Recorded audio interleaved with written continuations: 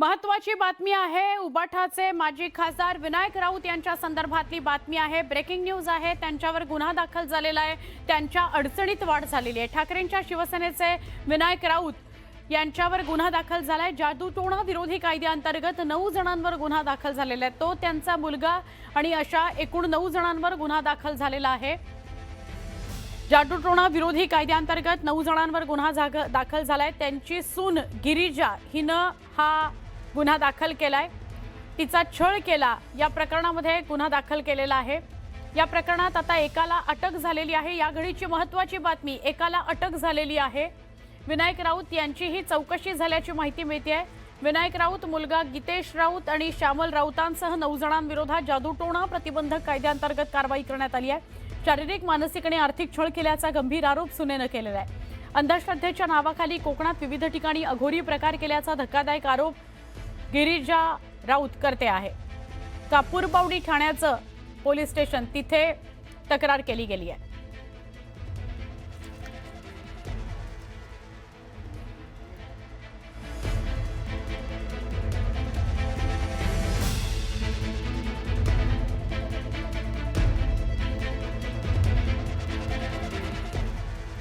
दरम्यान विनायक राऊत यांची सून गिरिजा राऊत यांनी केलेल्या आरोपांचं विनायक राऊत यांनी खंडन केलेलं आहे। विनायक राऊतांनी गिरिजा राऊत यांनी केलेले आरोप फेटाळून लावलेत। गिरिजा राऊत यांच्यावरच गंभीर आरोप विनायक राऊतांनी केलेत। गिरिजा राऊत या 3 वर्षांपासूनच मुलासोबत राहत नाहीयेत। उलट गिरिजा राऊतांनी कोट्यवधीचं घर, आलिशान कार, दरमहा खर्चाकरता 5 लाख रुपये आणि 12 कोटी रुपये अशी मागणी केली असं विनायक राऊत म्हणतात। अघोरी कृत्य वगैरे आम्ही काही केलेलं नसून कोर्टात आम्ही हे सगळं स्पष्ट करू, त्या संदर्भातलं उत्तर देऊ असं ते म्हणाले। मी आणि माझ्या कुटुंबियावर लावलेले जे आरोप आहेत हे निकालच खोटे आहेत। दुर्दैवाने गीतेश राऊत यांचं लग्न झाल्यानंतर त्यांच्या पत्नी ह्या मागच्या 3 वर्षापासून त्यांच्याबरोबर राहत नाही आहेत। त्यांनी तक्रारीमध्ये जे लिहिलेलं आहे की 2018 ते 2022 पर्यंत माझ्यावर अशा पद्धतीचे अघोरी कृत्य केली जात होती आणि त्यामध्ये त्या तक्रारीमध्ये हेही लिहिलेलं आहे की ह्या बाबाबुवांकडे जाताना मी माझ्या आईवडिलांना सुद्धा घेऊन जायचं। मग आईवडील जर तिच्याबरोबर होते आणि 2018 आणि 22 ह्या कालावधीमध्ये जर असे प्रकार होत होते तर ताबडतोब त्यांनी तक्रार का केली नाही? त्याला कोणी अडवलं होतं? त्यांच्यावर कोणी बंधन घातलं होतं? आज 2026 आहे, म्हणजे 22 साली किंवा 2018 ते 2022च्या दरम्यान झालेले हे जे काय असे जे प्रकार आहेत त्याची तक्रार ते 2026मध्ये करतायत। यामुळे दिसून येते याच्या पाठीमागे काहीतरी काळेबेरं आहे। गिरिजा राऊत यांनी DVची सूट फाईल केलेली आहे गेल्या महिन्यामध्ये आणि त्याच्यापूर्वीसुद्धा आमचे वकील आणि त्यांचे वकील यांनी ह्यामध्ये तडजोड करावी DVमध्ये यासाठी काही बैठका घेतल्या होत्या।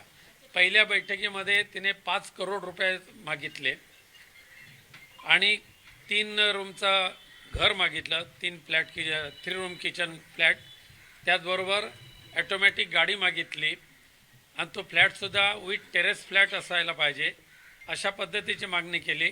दरमहा 2 लाख रुपये त्याशिवाय खर्चाला मिळाले पाहिजे अशी मागणी केली होती। हे 12 करोड रुपये मागितले DVच्या नोटीसमध्ये आणि त्याशिवाय दरमहा 5 लाख रुपये खर्च मागितलं। त्याशिवाय घर आणि गाडी ही मागणी तर कायमच ठेवलेली आहे आणि ही मागणी मान्य होणार नाही हे लक्षात ठेवून तिने अशा पद्धतीचे खोटे नाटे आरोप आमच्यावर केलेले आहेत आणि ते आम्हाला मान्य नाहीत। आम्ही ही बाब आता पूर्णपणे न्यायालयाच्या अखत्यारीमध्ये आहे। आम्ही सुद्धा न्यायालयामध्ये गेलेलो आहोत।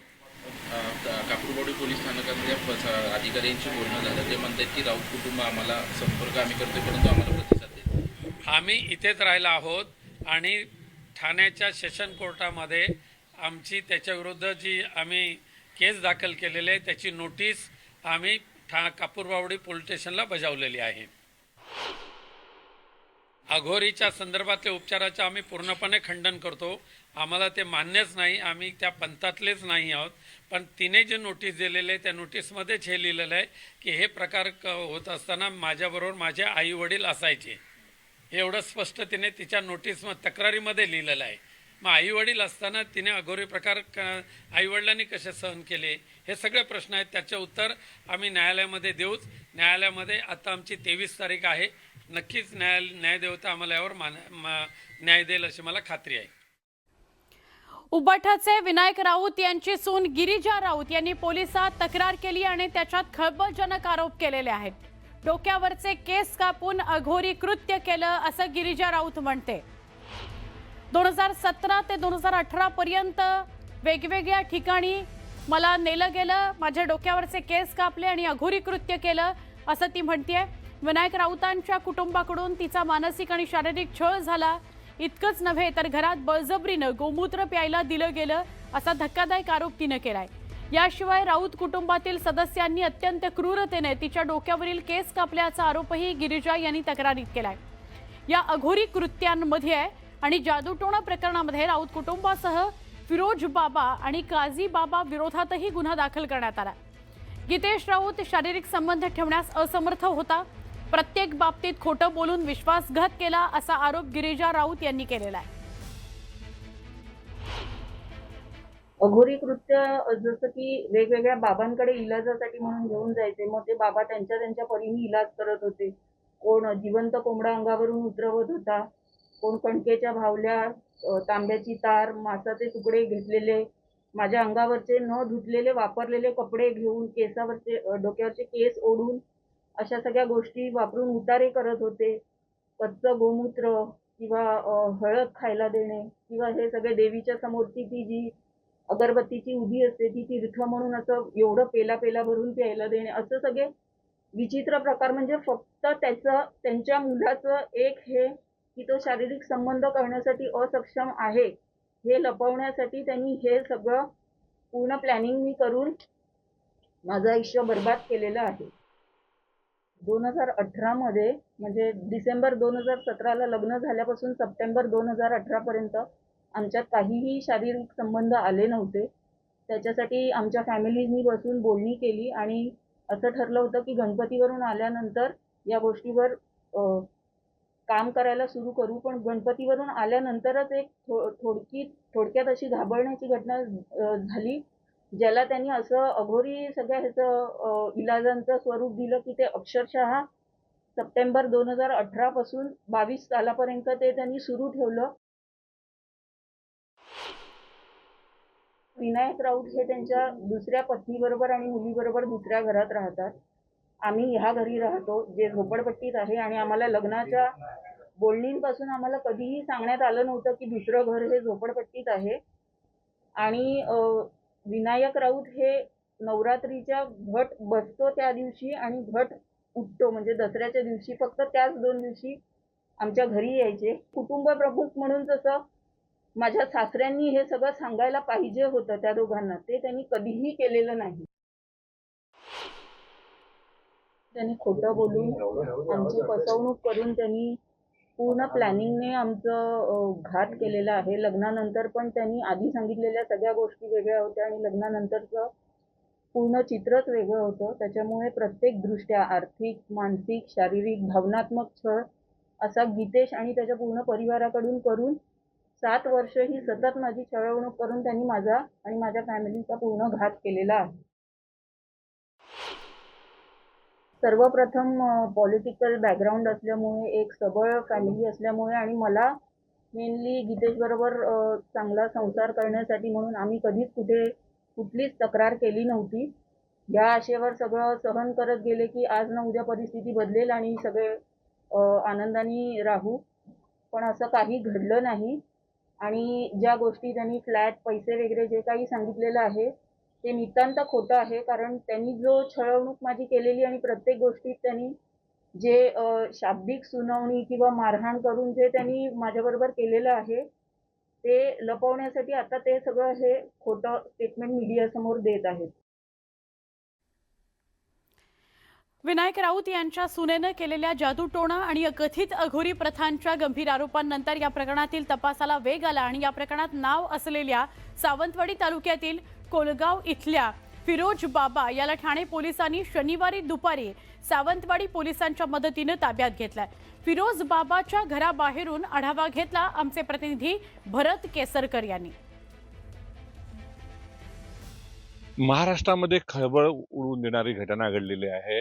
विनायक राऊत यांचा मुलगा जो मुंबईचा नगरसेवक आहे, गीतेश विनायक राऊत यांच्या पत्नीने गिरिजा राऊत याने विनायक राऊत आणि त्यांच्या मुलावर आणि त्यांच्या सुनेवर जे आरोप केलेले होते, या छळाच्या आरोपानंतर हाच तो फिरोज खान जो आहे याला काल ठाणे पोलिसांनी काल दुपारी अटक केलेली आहे। हेच त्याचं वास्तव्याचं घर आहे।